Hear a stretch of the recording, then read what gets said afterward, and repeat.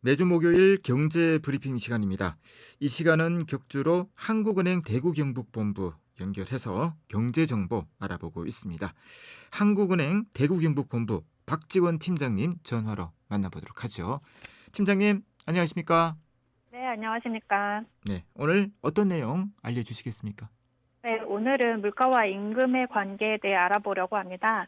2월에 물가에 대해서 한번 다루었었는데 그때는 석유류, 농축산물, 내구재나 외식비 같은 상품 품목의 가격 상승에 따른 물가 상승세 확산에 대해 말씀드렸습니다. 그 이후에 전 세계적으로 물가 상승세가 더욱 가팔라지면서 최근에는 물가 임금 간 연쇄 상승 가능성에 대한 논의가 제기되고 있어서 오늘은 이에 대해 알아보겠습니다. 네. 자, 물가와 임금의 관계 어떤 것으로 분석이 됐나요? 과거에도 물가와 임금 간에 연쇄 상승 현상이 나타난 적이 있습니까? 물가 임금의 연쇄 상승 논의가 시작된 미국의 경우를 먼저 살펴보겠습니다. 최근 미국에서는 물가와 임금이 연쇄적으로 상승하는 악순환 발생 가능성에 대해 다양한 견해가 제시되고 있습니다. 실제로 과거 1970년대 후반에는 높은 임금 상승이 물가 상승을 초래하고 물가 상승으로 인해 다시 노동자가 임금 상승을 요구하는 물가 임금 연쇄 상승이 고인플레이션의 주요 요인으로 작용했었습니다.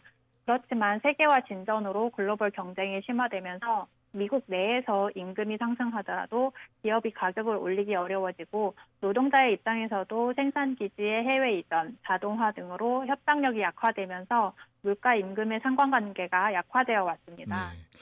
그런데 지난해 팬데믹 이후에 미국의 소비자 물가 상승률과 명목 임금 상승률이 동시에 크게 높아지면서 이 양자 간의 상관관계 높아지는 모습을 보이고 있는 거죠. 네, 그렇습니다. 먼저 미국 내에서 임금 상승이 물가로 전이되는 경로를 살펴보면 물가 상승률이 높을수록 기업이 가격 변경을 하기가 용이한 환경이 되는데요. 최근 미국 기업들의 인건비 부담이 늘어나면서 임금 상승분을 재화 가격에 전가하려는 경향이 높아지고 있고 서비스업의 경우는 인건비가 비용의 상당 부분을 차지하고 비용의 가격 전가가 제조업보다 쉽게 이루어지는 경향이 있습니다.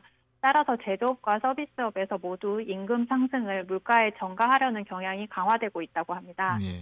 임금 상승은 물가를 더 끌어올리는 요인으로 작용할 수 있는 것이군요.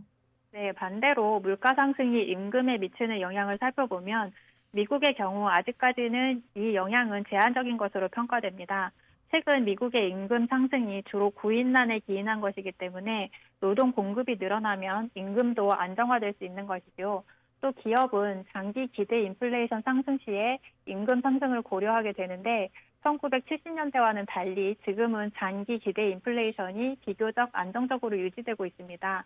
결론적으로 최근 미국의 물가 임금 동시 상승은 양자 간 연쇄 상승 때문이기보다는 코로나19 이후 경기 회복 과정에서 수요가 강한 회복세를 보이는 반면 공급이 제약되고 있는 상품 시장과 노동 시장의 공통 요인에 기인한 것으로 분석되었습니다. 네, 그렇군요. 우리나라도 최근에 소비자 물가가 큰 폭으로 상승을 하고 명목 임금도 회복세를 보이면서 이 물가와 임금의 연쇄 상승이 일어날 수 있다는 우려가 제기되고 있는데요. 지금 상황이 어떻습니까?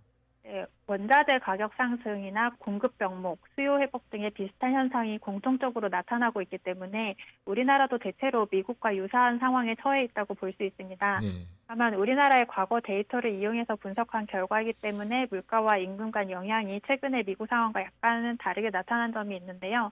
우리나라의 경우 소비자 물가 상승률이 1%포인트 높아지는 충격이 발생한 경우에 임금 상승률이 4개 분기 이후부터 유의하게 높아지는 것으로 나타났습니다. 이런 결과는 최근의 물가 상승세가 금년 하반기 이후 임금 상승 압력으로 작용할 수 있음을 시사합니다. 반대로 임금 상승 충격이 소비자 물가 상승률에 미치는 영향은 개인 서비스 등 특정 품목에 한정되어서 제한적인 것으로 나타났는데요. 이는 우리나라의 소비자 물가가 임금 외에도 수입 물가, 환율 등 대외 변수에 많은 영향을 받고 또 임금 상승의 일부를 기업이 자체적으로 흡수하는 행태를 보여왔기 때문으로 보입니다. 네.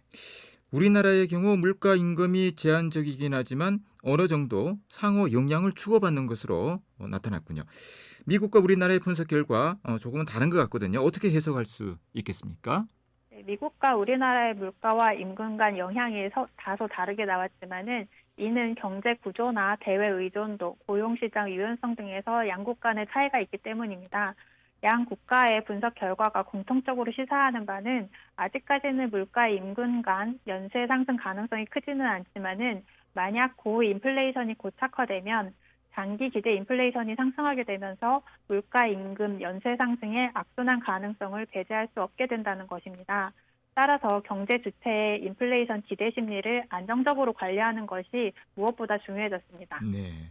한국은행을 포함한 각국의 중앙은행들이 이 기대 인플레이션의 안정화를 위해서 최선을 다해야 할 시점인 것 같습니다.